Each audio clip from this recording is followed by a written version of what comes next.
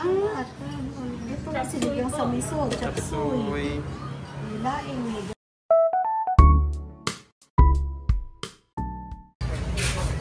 Good morning.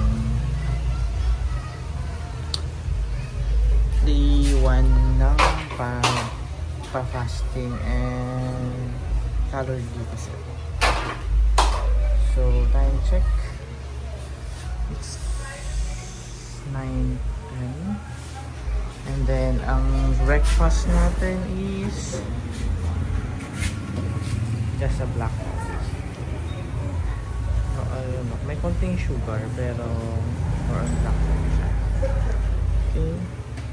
Ang challenge is paano ka makapag-diet kung ganito ang nasa harap mo. Pork binagoongan, laing, sinigang sa miso, menudo, pork steak,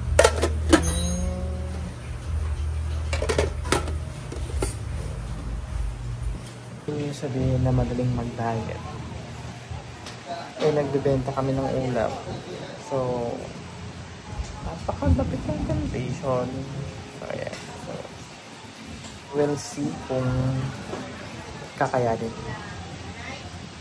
mag-diet. So, it's day 1, September 8, 2025. So, day 1 ng fasting and calorie deficit. So, ang weight ko as of now, ang pagkakalam ko, that's 80 kilos. So, pansin nyo, medyo chupi na ako. 80 kilos ayun na. May double chin na ako, and ang laki na ng ganito ko. Ang laki ng chunk ko, may pil na ako, and everything. So, good luck. Sana ma-reach ko siya by next year. Yung pinaka-goal. So,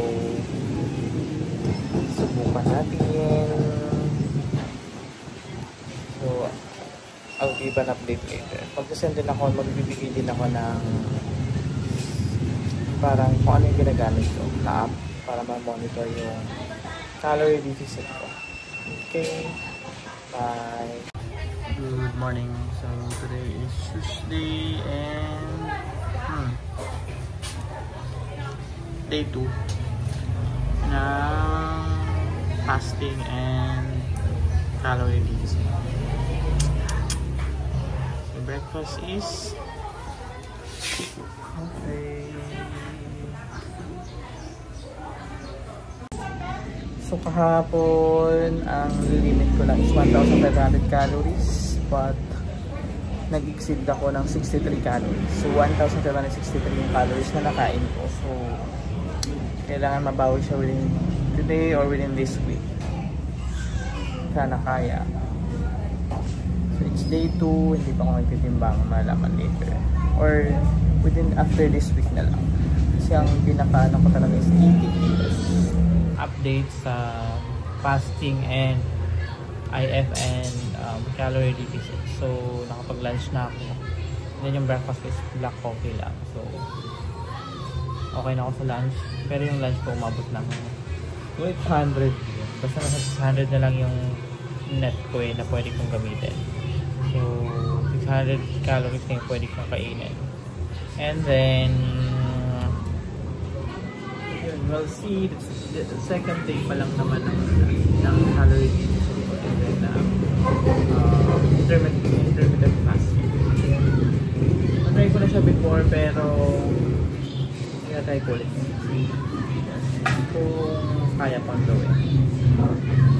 Currently, I'm 80 kilos. So, ang pinaka-goal ko is makareach na 60 kilos, maging 60 kilos. So, may 20 kilos na kailangan mag-list. So, 4 days na ginagamit kong app.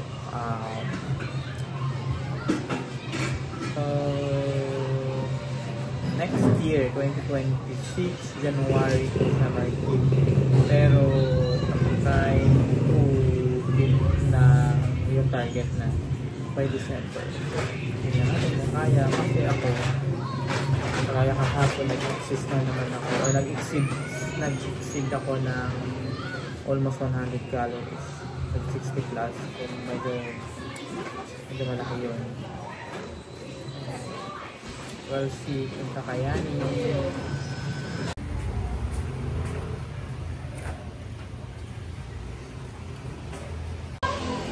So it's day 4. Thursday. Today is Thursday. Day 4 na ng ating IF and calorie deficit. So, nag-exceed na naman ako kahapon. Like, araw-araw ko nag-exceed ng limit.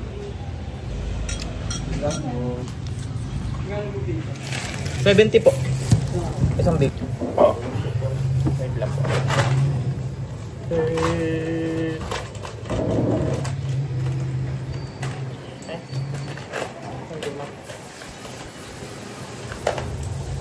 Salamat po. So,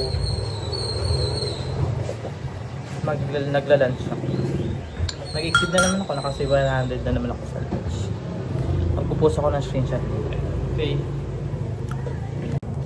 Good morning. So, it's day 5 na ng ating calorie deficit and intermittent fasting natin. So, ang fasting ko nag-start ng 8 ng gabi until 12 ng madalang tanghali. So, ang kain ko is 12 onwards na until 8 PM.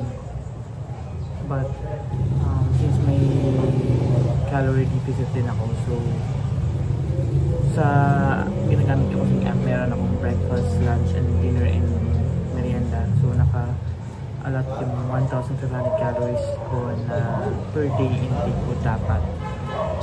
Pero, ang nangyayari kasi ba, naging OMAD na siya or ang nangyayari kasi lunch na ako na kumakain. And then, breakfast is lang coffee lang. So, nakakatulong din yan. So, black coffee and black coffee and then lunch, and dinner or merienda. Hi!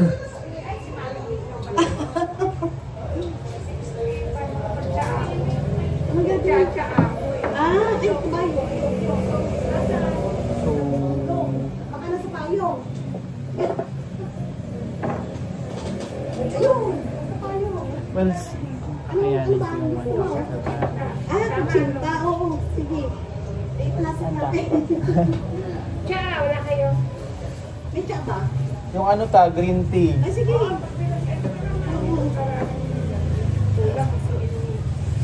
Ilan po? Isa lang. Yan, tsaka yan. Oo. Plastic ko na lang ito. Kanina hotel. Oo. Kasi hindi siya libat ko. Libat ko nila. Ang dami namin. Kahit go back sticker namin sa...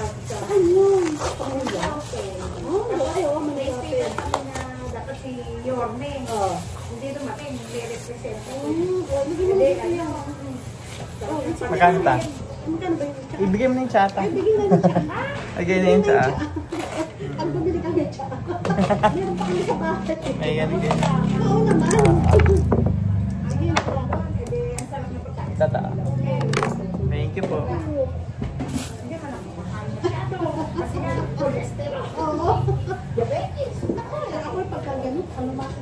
So,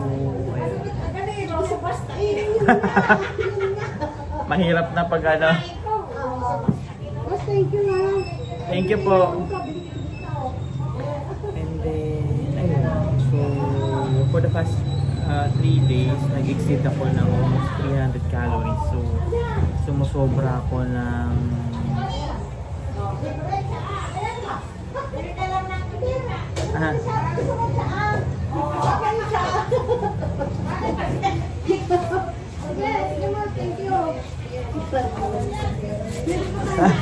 oo, ininom namin natin siya.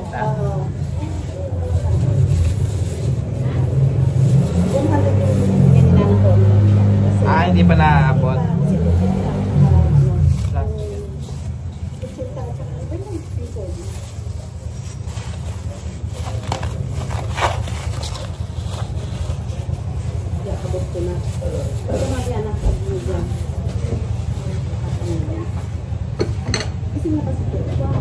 Hindi pa ata. Or, ano oras na sinunod sa lahat? Check kahapon, launa na. Ay, yung pandesal. Sige ta. Yung 20. Oo. Ay, sorry. Oo. Tapos mo dyan. Oo. So, ayun. So, kailangan ko siya na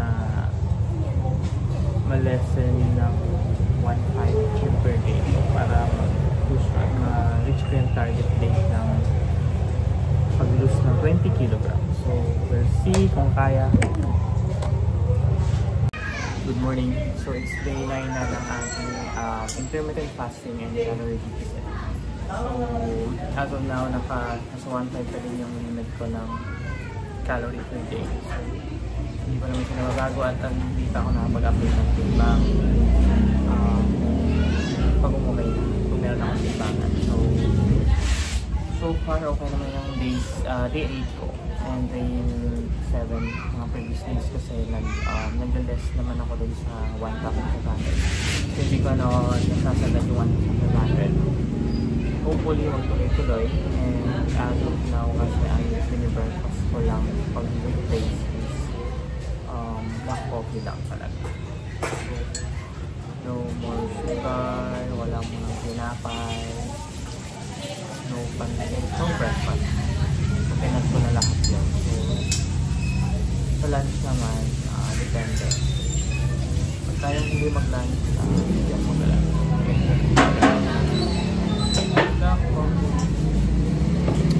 So, yun mo yung update natin for today. So, kahapon hindi ako nakapag-update, pero kita naman doon sa app na ginagamit ko. Ma-upload ko. Okay, bye for now. Good morning. So, it's day 10 na ng ating IF and calorie deficit. So, hapon, Tuesday, bilhin ako ng isig sa 1 hand. So, nag-balance pa ako na net for 1,500 calories na take per day.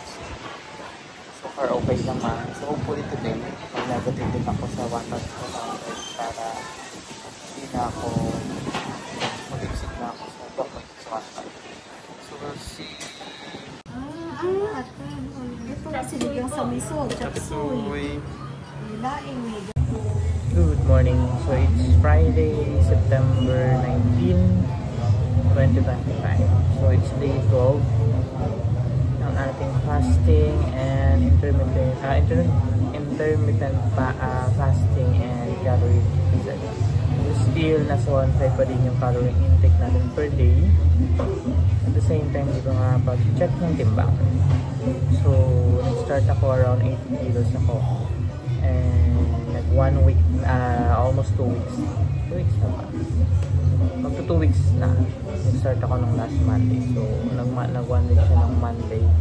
Magto 2 weeks na siya by next Monday. So, hindi ko pa na-check yung timbang ko. Sana bumaba. Ito yung effective. Pero, we'll see. So, ang breakfast natin is black coffee. Okay, so bye for now. Ito po yung gamit ko na app, Lose It. Ayan, so yan yung sample niya. Makikita mo, may nakalagay na dyan. Ayan, ayan yung first day ko na intake ko ng ng mga food. So, search nyo lang and then makikita nyo dyan kung ilan yung calories. And then, for example, sa black coffee, pwede kayo maglagay ng with sugar or wala. Ayan.